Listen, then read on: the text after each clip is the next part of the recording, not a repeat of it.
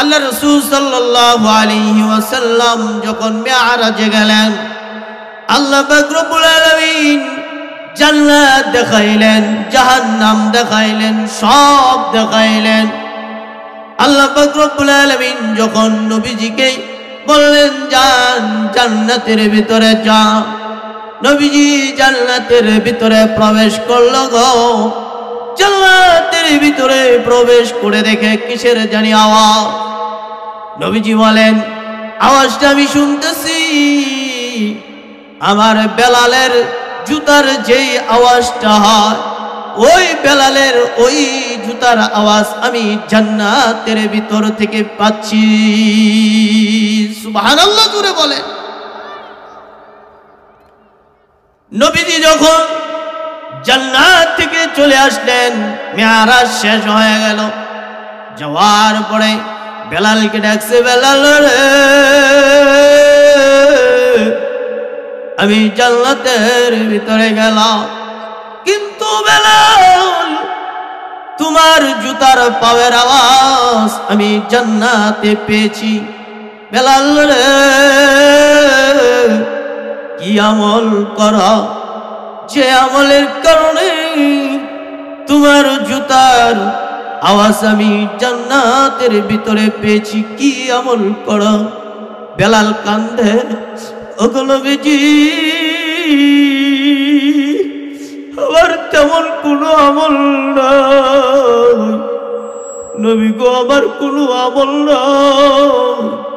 তবে নবীজি গো আমি একটি আমল করি। বলে নবী বলেন কি আমল? বেলাল রাদিয়াল্লাহু তাআলা আনহু বলেন নবীজি গো আমি তেমন কোনো আমল করি না, তবে ওযু করি। ওযুর পরে আমি 2 রাকাত নামাজ পড়ি। নবীজি বলেন বেলাল তোমার এই আমলটাই আল্লাহর কাছে পছন্দ হয়েছে। বেলাল রে তোমার এই আমলের কারণে আল্লাহ পাক রব্বুল আলামিন তোমার এত মাকাম বাড়ায় দিয়েছে। কন্না আল্লাহু আকবার, আর জোরে আল্লাহু আকবার। তাহলে আমরা কি করব? ওযুর আগে মিসওয়াক করব, ওযুর পরে কালিমাতুশ শাহাদা পড়ব। সময় পাইলে 2 রাকাত 4 রাকাত 6 রাকাত যতটুকু সময় পাই নামাজ পড়ে নেব। 3 নাম্বার হলো যখন মুয়াজ্জিন আযান দেয়, মুয়াজ্জিন যখন আযান দেয় আমরা কথা বলি কিনা? মুয়াজ্জিন আযান দিচ্ছে একদিক দিয়া, আমরা আরেক দিক দিয়া কথা বলতেছি। মুয়াজ্জিন এখন কোন বাক্য বলতেছে সেটাও আমি বলতে পারি না, এমন না অবস্থাটা ভাই? কিন্তু না, মুয়াজ্জিন যখন আযান দিবে তখন আমরা কোনো কথা বলবো না। মুয়াজ্জিন যা বলে উত্তরে আমরা তাই বলবো। কিন্তু হাইয়া আলাস সালাহ হাইয়া আলাল ফালার জায়গায় মধ্যে আমরা কি করব? লা হাওলা ওয়ালা কুওয়াতা ইল্লা বিল্লাহ। সম্মানিত হাজিরিন, তাহলে আযানের জবাব দিব। আযান শেষ হয়ে গেলে আমরা দোয়া করব, আল্লাহুম্মা রাব্বা হাযিহিদ দাওয়াতিত তাম্মা ওয়াস সালাতিল কাইমা আতি মুহাম্মাদানিল ওয়াসিলাতা ওয়াল ফাদিলা ওয়া বা'আথহু মাকামান মাহমুদানিল্লাযী ওয়া'আদতা ইন্নাকা লা তুখলিফুল মিআদ। কয়টা পাইলাম? 1 নম্বরে আমরা মিসওয়াক করব, ওযুর শেষে কালিমাতুশ শাহাদা পড়ব, তারপরে আমরা 2 রাকাত নামাজ পড়ব, তারপরে কি করব? মুয়াজ্জিনের সাথে আমরা আযানের জবাব দিব। আযান শেষ হইয়া গেলে আমরা কি করব? কথা বলেন না কেন? দোয়া করব। দোয়া যেটা এখন বললাম এই দোয়া পারবো না ইনশাআল্লাহ ভাই? আলহামদুলিল্লাহি ওয়া কাফা ওয়া সালামুন আলা ইবাদিহিল্লাযীনা ইসতাফা আম্মা বা'দু ফাআউযু বিল্লাহি মিনাশ শাইতানির রাজীম। بسم الله الرحمن الرحيم كل نفس ذائقة الموت صدق الله المولانا العظيم وقال رسول الله صلى الله عليه وسلم ما أسفل من الكعبين من الإزار في النار أو كما قال عليه الصلاة والسلام إن الله وملائكته يصلون على النبي يا أيها الذين آمنوا صلوا عليه وسلموا تسليما اللهم صل على محمد وعلى آل محمد كما صليت على إبراهيم وعلى آل إبراهيم إنك حميد مجيد اللهم بارك على محمد وعلى آل محمد كما باركت على إبراهيم وعلى آل إبراهيم إنك حميد مجيد الحمد لله আজকের এই মাহফিলের সম্মানিত সভাপতি উপস্থিত উলামায়ে আজিজ তোলাবায়ে আজিজ দূর দূরান্ত থেকে আগত মুরব্বী বাবারা আমরা সকলেই মহান রব্বুল ইজ্জত আল্লাহ তাআলার দরবারে কালিমাতুশ শুকর আদায় করে নিচ্ছি সকলে বলি আলহামদুলিল্লাহ আর আওয়াজ করে বলি আলহামদুলিল্লাহ সম্মানিত হাজিরিন যে আয়াত আজকে তেলাওয়াত করেছি সময় অল্প এইজন্য অল্পই তেলাওয়াত করছি আপনাদের কাছে আমি বলতে চাই আজ থেকে 100 বছর পর এই মাহফিল যদি করা হয় আমরা এখানে উপস্থিত হতে পারবো আপনারা বুঝেন না কথা আমার কথা বুঝেন না 100 বছর পর এখানে যদি মাহফিল হয় আমরা আসতে পারবো ভাই কি বলেন পারবো কই থাকবো আমরা কথা বলেন কোথায় থাকবো কবরে থাকবো এটা বিশ্বাস লাগে সম্মানিত হাজির তাহলে আমাদের মরতেই হবে মৃত্যু গ্রহণের স্বাদ করতেই হবে যেহেতু মৃত্যুর স্বাদ করতেই হবে তাহলে মৃত্যুর জন্য কিছু প্রস্তুতি গ্রহণ করা সম্মানিত হাজির একটা ঘটনার মাধ্যমে আজকের আলোচনা অল্প সংক্ষিপ্ত করে আলোচনা করব ইনশাআল্লাহ ঘটনাটা হলো এক আল্লাহর ওলি কাঁদতেছে তার বৃদ্ধ বয়সে তার হাঁপানি হয়ে গেছে সে কাঁদতেছে লোকেরা জিজ্ঞাসা করলো আপনি কাঁদেন কেন উনি বলল আমি কাঁদতেছি আমার শ্বাসকষ্ট হচ্ছে শ্বাসকষ্টর যে শ্বাসটা বের হওয়ার পর যে শব্দটা বের হয় আহ শব্দটা বের হয় আমি এই আহ শব্দের জন্য কাঁদতেছি বলে আহ শব্দের জন্য কাঁদেন কেন বলে আমার যখন শেষ নিঃশ্বাস হয়ে যাবে আজরাইল যখন হাজির হয়ে যাবে ওই সময় আমার শেষ শব্দটা হবে আহ এই আহ শব্দটা যেন না হয় এই জন্য আমি আল্লাহ তাআলার দরবারে কাঁদতেছি সুবহানাল্লাহ বলেন আমরা কি কোনোদিন চিন্তা করছি আমার মৃত্যুর সময় আমার যখন আজরাইল আমার কাছে হাজির হয়ে যাবে তখন আমার শেষ শব্দটা আমার কি হবে এটা কখনো কল্পনা করছি কখনো ভাবি কথা বলেন আমি ছোট মানুষ কথাটি অনেক দামি কথা অনেক দামি সম্মানিত হাজিরিন তাহলে শেষ শব্দটা আমাদের কালিমা হোক এটা কি আপনারা চান না কথা বলেন চান কি না যদি আমরা শেষ শব্দটা কালিমা চাই তাহলে কয়েকটা কাজ করতে হবে এই কাজের মাধ্যমে আল্লাহ পাক রব্বুল আলামিন আপনাকে ঈমানের সাথে মৃত্যু দান করবে যখন আজরাইল হাজির হবে আপনি কালিমা পড়তে পড়তে পড়তে আপনার রূহ বের হয়ে যাবে। সুবহানাল্লাহ। তাহলে একজন ঈমানদারের দাম কত?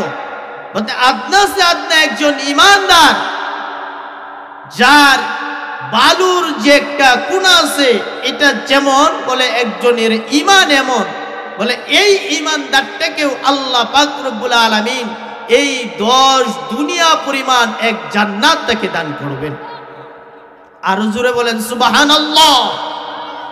তাহলে আমরা আমাদের মৃত্যুটা ঈমানের সাথে হোক, কালিমা পড়তে পড়তে আমাদের মৃত্যুটা হোক, এটা কি আপনারা চান? 2 হাত তুলে দেখেন কে কে চান। আল্লাহ তাআলা সকলকে কবুল করুক। চিল্লায়ে বলেন আল্লাহুম্মা আমিন। হাত নামান। তাহলে 6টি সুন্নতের মাধ্যমে, কয়টি সুন্নত ভাই? 6টি সুন্নতের মাধ্যমে আল্লাহ পাক রব্বুল আলামিন ঈমানের সাথে আপনাকে মৃত্যু দান করবে। এখন সেই 6টি সুন্নত যদি আজকে শুনি, তাহলে এইগুলো আজকে আমরা পালন করব, আজ থেকে পালন করব ইনশাআল্লাহ। 1 নাম্বার খেয়াল রাখতে হবে 6টা, কারণ আপনি যেহেতু আমল করবেন, তাহলে 6টা যদি মনে না রাখেন তাহলে আমল করবেন কিভাবে? তাহলে 1 নাম্বার মেসওয়াক করা। নবী আলাইহিস সালাতু ওয়াস সালাম মেসওয়াক করতেন, মেসওয়াক করা সুন্নত। আর এই মেসওয়াক করাটা অনেক বড় ফজিলত। বর্তমান বিজ্ঞান লেখছে এই মেসওয়াকের মাধ্যমে অনেকগুলো ফায়দা, দুনিয়াবি ফায়দা আছে, আখিরাতে তো ফায়দা আছে। এই সুন্নতের মাধ্যমে, এই মেসওয়াকের সুন্নতের মাধ্যমে আপনার 70টি ফায়দা আছে। এর মধ্যে সর্ব উত্তম ফায়দা যেটা, বলে এই মেসওয়াক করার কারণে আপনার মৃত্যুর সময় কালিমা পড়তে পড়তে পড়তে পড়তে আপনার মৃত্যু হয়ে যাবে। সুবহানাল্লাহ। তাহলে মেসওয়াক করা লাগবে ভাই, করবেন আপনারা। তাহলে এই মেসওয়াক আরো কতগুলো ফায়দা। আরেকটা ফায়দা হলো আপনার মেসওয়াক করার কারণে মুখের দুর্গন্ধ দূর হয়ে যায়।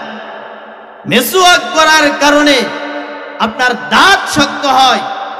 মেসওয়াক করার কারণে আপনার গ্যাস্ট্রিক থেকে আপনি মুক্তি পাবেন। মেসওয়াক করার কারণে আপনার শরীর ভালো থাকবে, আপনার খাবার সুস্বাদু লাগবে। মেসওয়াক করার কারণে আপনি সমাজে ইজ্জত পাইবেন। একটা লোক মেসওয়াক করে না, কিছু করে না, নামাজে যখন দাঁড়ায় তার পাশে যে দাঁড়াইছে এই দুর্গন্ধে সে আরেকদিন চিন্তা করবো এর লগে আমি আজকে দাঁড়াবো না। কথা ঠিক না বেঠি? তাহলে অনেকগুলো ফায়দা আছে, তার মধ্যে সর্বশ্রেষ্ঠ ফায়দা হলো মৃত্যুর সময় তার ঈমানি মৃত্যু হবে। তাহলে আপনারা কি বলেন, মেসওয়াকের আমল করবেন তো ইনশাআল্লাহ? সবাই করবেন ইনশাআল্লাহ।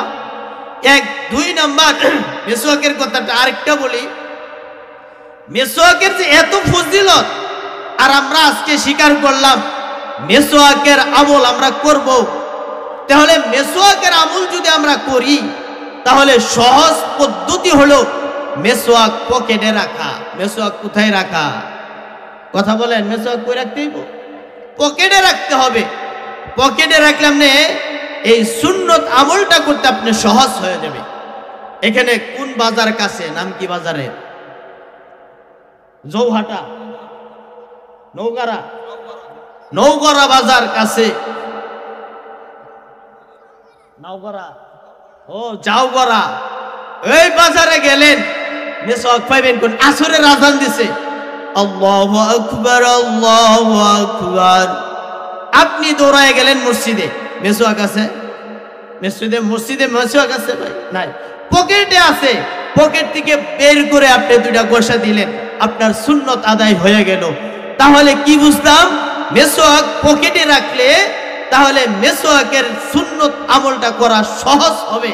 আমরা আজকে থেকে পকেটে মেসওয়াক রাখবো ভাই, রাখবেন আপনারা?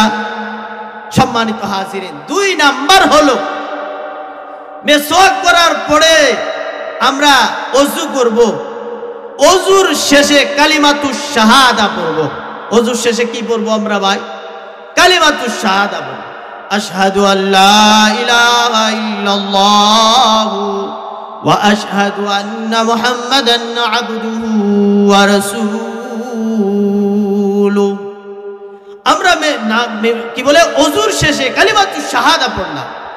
তাহলে এই কালিমাতুশ শাহাদা পড়ার কারণে আল্লাহ পাক রব্বুল আলামিন আপনাকে আরেকটা অনেক বড় সম্মানের অধিকারী করবেন। জোরে বলেন সুবহানাল্লাহ। অনেক বড় সম্মানের অধিকারী কি বলে, যে ব্যক্তি ওযুর পর কালিমাতুশ শাহাদা পড়লো, যে ব্যক্তি, এ ভাই শুনতাছেন নি, যেই ব্যক্তি, এ বাচ্চারা কথা বলবো না, চুপ থাকো, যেই ব্যক্তি ওযুর পর কালিমাতুশ শাহাদা পড়লো, তার অনেক বড় ফায়দা কি পাইল, সে যখন মৃত্যুবরণ করবে, মৃত্যুবরণ করার পর তার জন্য আল্লাহ তাআলার জান্নাতের সব দরজাগুলো খুলে দেওয়া হবে। জোরে বলেন সুবহানাল্লাহ। তার জন্য সে যে ওযুর পর কালিমাতুশ শাহাদা পড়ছে, এই খাতিরে আল্লাহ পাক রব্বুল আলামিন তার জন্য জান্নাতের 8টি দরজা খুলে দেওয়া হবে। সুবহানাল্লাহ। তো 8টি দরজা খুলে দিয়া আপনাকে আহ্বান করতে থাকবে, ওই আল্লাহর বান্দা, আমার এই দরজাটা তুমি ঢুকো। ওই দরজা থেকে আহ্বান করা হবে, ও আল্লাহর বান্দা, আমার এই দরজা দিয়া তুমি আহ্বান করো, এই দরজা দিয়া তুমি প্রবেশ করো। এরকম ভাবে প্রতিটা দরজা থেকে আপনাকে ডাকতে থাকবে, ওগো আল্লাহর পেয়ারা বান্দা, আমার এই দরজা দিয়া তুমি প্রবেশ করো। সুবহানাল্লাহ। সম্মানিত হাজিরিন, তাহলে 6টা আমলের মধ্যে কয়টা আমল পাইছি? 2টা। 1 নাম্বার হলো ওযুর আগে আমরা মিসওয়াক করলাম, 2 নাম্বার হলো ওযুর পরে আমরা কালিমাতুশ শাহাদা পড়লাম। কালিমাতুশ শাহাদার পরে আরেকটা ঘটনা বলি। আল্লাহ রাসূল সাল্লাল্লাহু আলাইহি ওয়াসাল্লাম যখন মিরাজে গেলেন, আল্লাহ পাক রব্বুল আলামিন জান্নাত দেখাইলেন, জাহান্নাম দেখাইলেন, সব দেখাইলেন।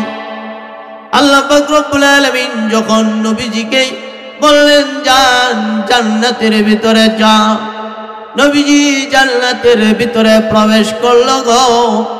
জান্নাতের ভিতরে প্রবেশ করে দেখে কিসের জানি আওয়াজ।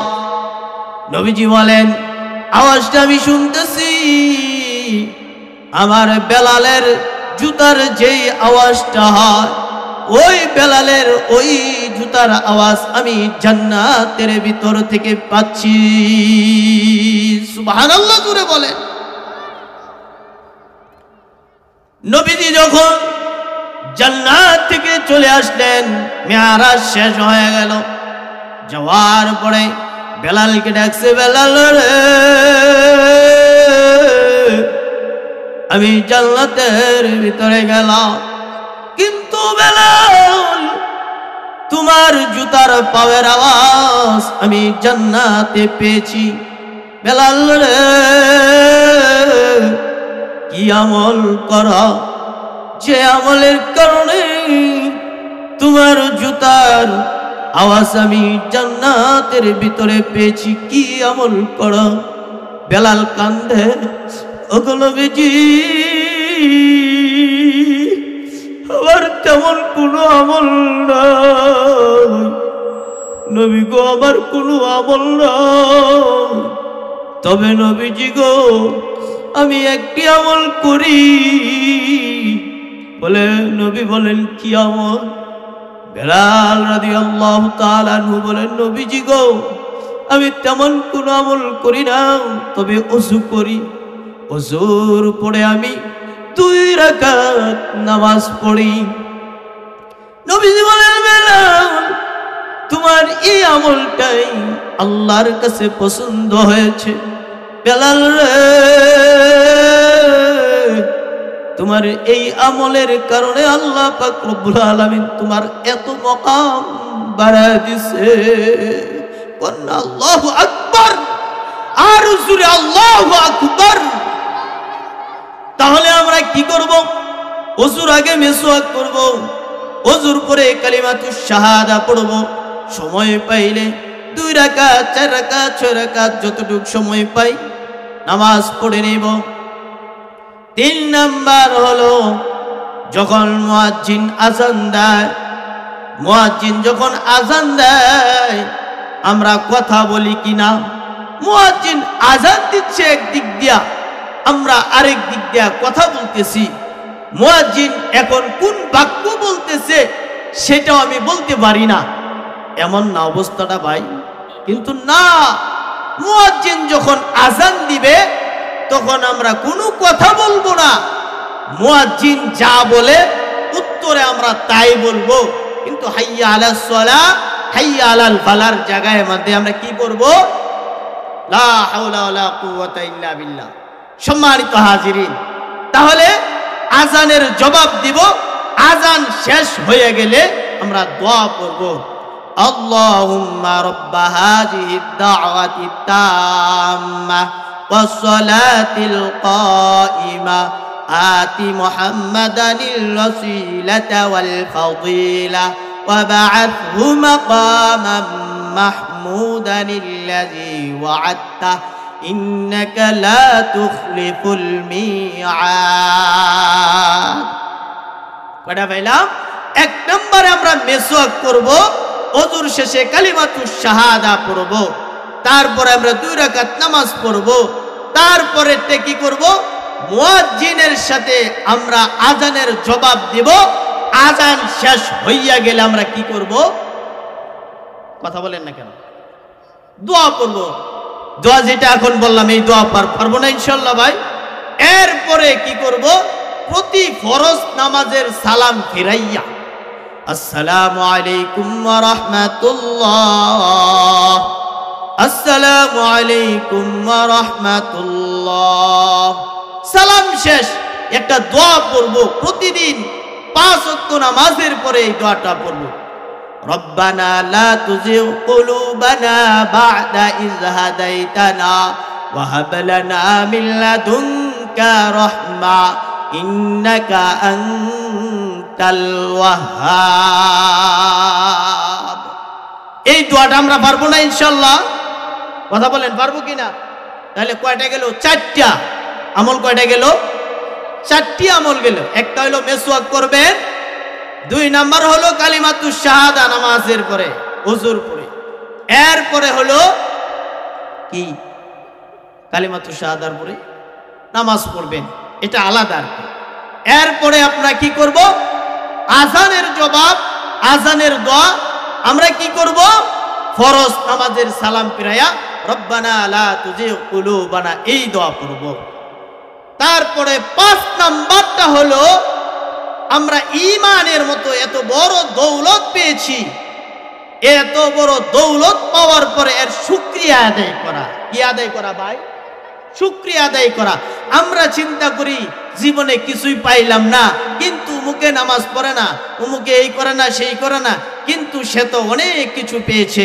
বাবা হ্যাঁ, কিছুই পায় নাই, তুমি নামাজ পড়ো, ঈমানের সাথে আসো, তোমার মতো ভাগ্যবান আর কে হতে পারে? কথা বলেন ঠিক কিনা? বলে আমি কেমন ভাগ্যবান হইলাম? বলে আমি যে ঈমান পেয়েছি, এই 10 দুনিয়া পরিমাণ একটা জান্নাত, যেটা ছোট জান্নাত আমাকে দিবে, যেটা ছোট্ট, সেটা হলো এই 10 দুনিয়া পরিমাণ একটা জান্নাত আমাকে দিবে। সুবহানাল্লাহ বলে। তাহলে এই ঈমান আমরা পেয়ে আমরা অনেক ভাগ্যবান। কথা বলেন ঠিক কিনা? সম্মানিত হাজিরিন, এই ঈমানের আলোচনা করতে গেলে কত বড় কঠিন। এই ঈমানের আলোচনা বলে কি? হযরত সুমাইয়া রাদিয়াল্লাহু তাআলা আনহা এবং তার ছেলে 2 জনে হাইটা যাইতেছে, এমন তো অবস্থায় তাকে আবু জাহেলের সাথে সাক্ষাৎ। আবু জাহেল বলতেছে, ঈমান ছাড়বা না কি করবা? জীবন দিবা? তখন বলতেছে, সুমাইয়া বলতেছে, অনেক সুন্দর ঘটনা ছিল, বলার সুযোগ নাই, সংক্ষিপ্ত আকারে বলতেছে যে শোনো আবু জাহেল, আমার ঈমান এত দামি, আমার কলিজার চেয়ে অনেক অনেক বেশি দামি হলো আমার ঈমান। চিল্লায়া বলেন আল্লাহু আকবার। বলে আমার কলিজার চেয়ে দামি কেমনে? আমার কলিজা তুমি নিতে পারো সহজ, কিন্তু তার চেয়ে হাজার কোটি গুণ বেশি কঠিন হলো আমার ঈমান নেওয়া। কথা বলেন ঠিক কিনা? সম্মানিত হাজিরিন, তারপরে ঈমান দেন নাই। এইবার তার মা এবং ছেলেকে দুইটা ফিলারের মধ্যে বাঁধা হলো এবং মাকে বলল, ঈমান ছেড়ে দাও সুমাইয়া, যদি ঈমান না ছাড়ো তোমাকে এখনই আযাবের মধ্যে গ্রেফতার করব। বলে কোনো সমস্যা নাই। সুমাইয়ার সমস্ত কাপড়গুলো খুলতে লাগলো, একদম বিবস্ত্র, একদম উলঙ্গ করে দিছে। এইবার তার সন্তান আরেক পিলারের মধ্যে বাঁধা, তার সন্তান মাথা নিচে করে রাখছে, উপরে উঠায় না। আমার মার এই অবস্থা, আমি মাথা উঁচু করি কিভাবে? মাথা নিচে রাখছে। কিন্তু কাফেরের দলেরা এই কি বলে, আবু জাহেল ডাক দিয়া বলতেছে, এর মাথাটা এর মার দিকে উপর উঁচু করে দে, নাউজুবিল্লাহ বলেন। তারপরে এরকম ভাবে তাদেরকে হেনস্থ করা হয়েছে। লজ্জাস্থানের মধ্যে সুমাইয়ার বারবার কলম দিয়ে আঘাত করা হচ্ছে, জমিনের মধ্যে রক্ত পরে রঞ্জিত হয়ে গেছে। এরপরেও সুমাইয়া রাদিয়াল্লাহু তাআলা আনহা একজন মহিলা হওয়ার পরেও তার এই ঈমান কাফেরদের কাছে বিক্রি করে নাই। কথা বলেন ঠিক কিনা? সম্মানিত হাজিরিন, 6 নাম্বারটা, সময় কম, একটু করে দেই। 6 নাম্বারটা হলো যে আমি যে আল্লাহ তাআলা এই এত বড় দুনিয়ায় আমাকে পাঠাইছেন, ঈমানের মতো দৌলত দান করছেন, সেই জন্যে হক্কানি আলেমদের সোহবতে থাকা, হক্কানি আলেমদের সোহবতে থাকা। কিন্তু বিষয় হলো, এখন এই সমস্ত 6টা বিষয় আলোচনা করতে হলে একটু সময় লাগে, কিন্তু সময় সংক্ষিপ্তর কারণে বলতে পারলাম না। আল্লাহ তাআলা আমাদের সকলকে এই ঈমানের মতো 6টি দৌলত আমাদেরকে ধরে রাখার তৌফিক দান করুক। মৃত্যুর সময় শয়তান আয়েশা আপনাকে, শয়তান আপনার বাবার সুরত ধরে, মার সুরত ধরে বলবে, আমি তোমার মা, আমি তোমার বাবা, জান্নাত জাহান্নাম বলতে কিছুই নাই, আল্লাহ বলতে কিছুই নাই, এরকম ভাবে ধোঁকা দিতে থাকবে।